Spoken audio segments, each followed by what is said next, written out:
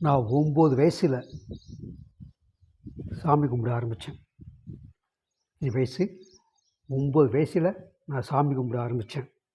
அப்படின்னா தவம், கண்ணை மூடி தவம் பண்ண ஆரம்பித்தேன். நைட்டு 7 மணிக்கு உட்காருவேன், காலைல 5 மணிக்கு தான் கண் விழிப்பேன். அதே போல் பல வருஷம் தவம் பண்ணேன். யாரை நோக்கி தவம் பண்ணினேமா? சிவனை நோக்கி தவம் பண்ணவன். சிவனை தவிர எந்த கடவுளையும் நாக்கில் நான் உச்சரிக்க மாட்டேன், உச்சரித்தது கிடையாது. சிவனும் ஒருவனை தவிர எவனையும் என்னுடைய தலையோ கைகளோ வணங்கியது கிடையாது. அப்படி இருந்தவன் நான். ஆனால் இப்போ சிவனை தூக்கி எரிஞ்சு பல வருஷம் ஆயிடுச்சு. ஏன் தெரியுமா?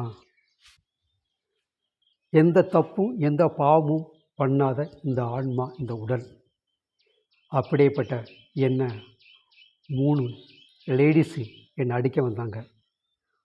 அதை செய்தி கேட்டேன், அதை பார்த்தேன். அடுத்த நிமிஷமே சிவனை தூக்கி வாரி குப்பம் போல தூக்கி எறிஞ்சி ஓரங்கட்டிட்டேன். இது வரைக்கும் அவன் பேரை சொன்னதும் கிடையாது, அவனை நான் சிவனேன்னு சொன்னதும் கிடையாது. அவன் தான் என்னை தேடி ஓடி வருவான், நான் அவனை தேடி போனது கிடையாது. ஏன்னா நான் சாவறதுக்கு நான் ரெடியாக இருக்கேன். பொய் இல்லை, சத்தியம். எங்கள் அம்மா மேலே ஆணையாக சொல்கிறேன், சத்தியம். நான் சாவறதுக்கு நான் ரெடியாக இருக்கேன். நான் யாருக்கும் பயப்பட வேண்டிய அவசியம் கிடையாது. எந்த சிவனுக்கு நான் பயப்பட வேண்டிய அவசியம் கிடையாது.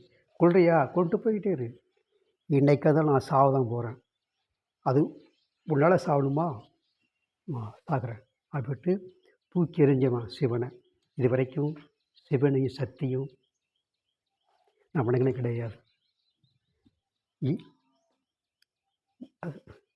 கிடையாது, ஓரங்கட்டிட்டேன். அதுதான். அதே போல் பிடிச்சிருந்தா பழகு, பிடிக்கலையா ஓரங்கட்டு போய்கிட்டே இருக்கணும். அதுதான் வாழ்க்கை. கிருஷ்ணார்ப்பணம்.